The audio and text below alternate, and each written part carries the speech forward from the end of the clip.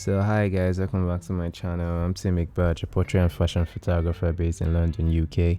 So today I want to actually just show you guys the behind the scene of how I actually shoot key portraits in the studio. And today I have a very interesting and beautiful dark skin model in the studio.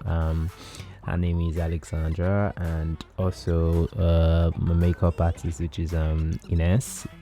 So I shot this key portrait in two different versions. I decided to shoot this key portrait with three different lights in setup and with a single light also, just to show you guys that you could actually still shoot key portraits using a single light, or you could decide to go as many lights as possible if you want.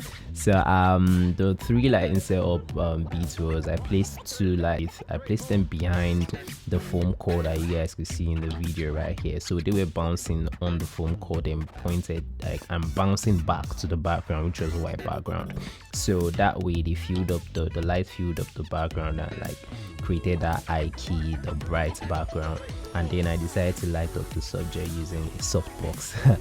So yeah, that was the first way I actually shot the image, and you can see the result of the pictures this way.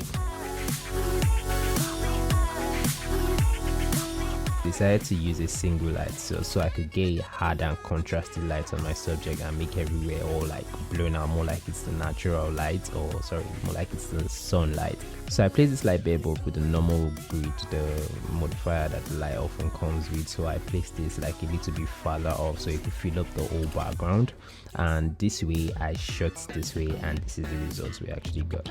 So guys, can you even tell the difference between the three light setup and the single light setup? If you can, tell me which you actually prefer.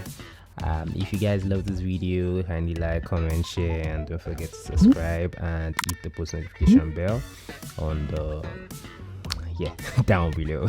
So guys, I'll see you guys on my next video. Bye.